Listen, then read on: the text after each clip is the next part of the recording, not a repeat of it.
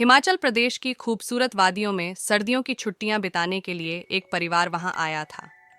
परिवार में दादी, पापा, माँ, दो बेटियां और एक छोटा बेटा था। हिमाचल की बर्फीली पहाड़ियों, ऊंची नीची सड़कों और देवदार के घने जंगलों ने सभी को मंत्रमुग्ध कर दिया था। ठंडी हवा बह रही थी और तापमान गिरता जा रहा था। चारों ओर का नज़ारा सफ़ेद बर्फ से ढका था और सूरज की किरणें बर्फ पर पड़ते ही चमचमा उठती थीं। परिवार ने कुछ घंटे घूमने फिरने के बाद एक झील के पास ठंड का आनंद लिया, लेकिन थोड़ी ही देर बाद छोटे बेटे की तबीयत बिगड़ने लगी। उसकी माँ को लगा कि शायद उसे थोड़ी ठंड लग रही है, इसीलिए उन्होंने उसे गर्म रखने के लिए ज़्यादा कपड़े पहना दिए, लेकिन उसकी तबीयत में सुधार नहीं हो रहा था। पापा ने उसे अपना जैकेट भी पहनाया, लेकिन उसके होंठ और हाथ नीले पड़ने लगे। उसकी हालत देख सब चिंतित हो गए। रास्ते में एक सुनसान मोड़ पर उन्हें एक झाड़ी के पास एक मोटा, पुराने ढंग का ऊनी कपड़ा पड़ा हुआ दिखा। यह एक पारंपरिक पहाड़ी शॉल जैसा था, जिसे हिमाचल के लोग सर्दियों में पहनते हैं। पापा ने सोचा कि शायद इसी से बेटे को आराम मिल सके, इसलिए वह झटपट उस कपड़े को लेकर आए और बेटे को ओढ़ा दिया। कपड़े को ओढ़ते ही बेटे के चेहरे पर थोड़ी गर्माहट आई और उसकी तबीयत में हल्का सुधार होने लगा। यह देख सबने राहत की सांस ली और यात्रा जारी रखी। लेकिन कुछ देर बाद अजीब बातें होने लगीं। बेटे ने कहानियां सुनानी शुरू कर दी, जैसे वह इन पहाड़ों के बारे में सब कुछ जानता हो। उसने कहा कि उसे यह जगह बहुत जानी पहचानी लग रही है और वह बार बार कुछ अजीबोगरीब बातें करने लगा। ये सब देख के परिवार घबराया हुआ था और उन्हें समझ नहीं आ रहा था कि बेटे के साथ क्या हो रहा है। कुछ दूर जाने के बाद उन्होंने देखा कि कुछ स्थानीय लोग उसी पहाड़ी कपड़े के बारे में बातें कर रहे थे और कह रहे हैं कि वह एक पुरानी आत्मा का है जो कभी इस पहाड़ी इलाके में रहती थी। पापा को अचानक यह बात याद आई। उन्होंने सोचा, जब से मैंने उसे यह पहाड़ी शॉल ओढ़ाया है, तभी से इसके व्यवहार में ये बदलाव आया है। ये ख्याल आते ही पापा का दिल घबरा गया। उन्होंने महसूस किया कि शायद यह शॉल ही समस्या की जड़ है। उन्होंने तुरंत शॉल को बेटे से उतारने की कोशिश की, लेकिन बेटे ने अपने दोनों हाथों से शॉल को कसकर पकड़ लिया और चीखते हुए कहने लगा, मुझे इस शॉल को मत छीनो, यह मेरा है। उसकी आवाज़ में अजीब सी घबराहट और गुस्सा था, जो किसी और का लग रहा था, जैसे किसी अनजानी आत्मा ने उसके शरीर में प्रवेश कर लिया हो। पापा ने अपनी घबराहट को दबाते हुए बाकी परिवार वालों को इशारा किया कि यह शॉल तुरंत हटाना ज़रूरी है।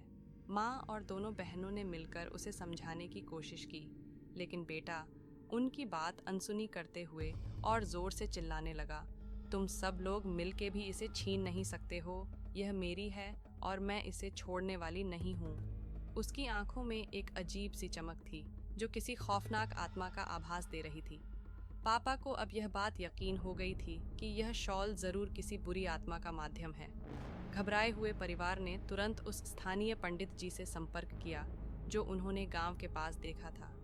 पंडित जी ने परिवार को पास बिठाया और गहरी सांस लेते हुए कहने लगे, यह कोई साधारण शॉल नहीं है। इस शॉल के पीछे एक बहुत ही भयानक और डरावनी कहानी छुपी है। उनकी आवाज़ में ऐसा भय था जिसने पूरे परिवार के रोंगटे खड़े कर दिए। उन्होंने बताया, कई साल पहले इस गांव की एक महिला, जिसका नाम कामाक्षी था, इसी शॉल को पहनती थी। कामाक्षी बेहद खूबसूरत थी और इस गांव के लोगों से अलग थलग रहती थी। लोग कहते हैं कि उसमें अदृश्य शक्तियाँ थीं और वह काली रातों में जंगल में जाकर कोई रहस्यमयी पूजा करती थी। धीरे धीरे उसकी बातें गांव में फैलने लगीं और लोगों ने उससे डरना शुरू कर दिया। लोग उसे डायन कहने लगे और उसके खिलाफ साजिश रचने लगे। एक दिन गांव वालों ने तय किया कि वे कामाक्षी को गांव से निकाल देंगे।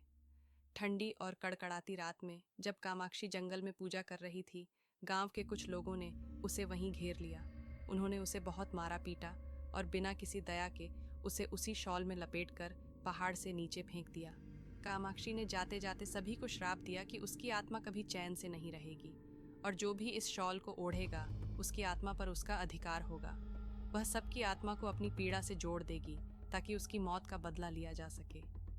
पंडित जी ने आगे कहा, उस रात के बाद से कई सालों तक यह शॉल गायब रही, लेकिन पिछले कुछ समय से यह शॉल रहस्यमय तरीके से कभी सड़क किनारे, कभी झाड़ियों में दिखाई देने लगी है। ऐसा लगता है कि कामाक्षी की आत्मा अब किसी ऐसे इंसान की तलाश में है जो इस शॉल को ओढ़े और उसकी आत्मा का बंधक बन जाए। पंडित जी की बात सुनकर पूरे परिवार की आंखों में खौफ साफ दिख रहा था। बेटे का व्यवहार अब और भी ज्यादा डरावना लगने लगा।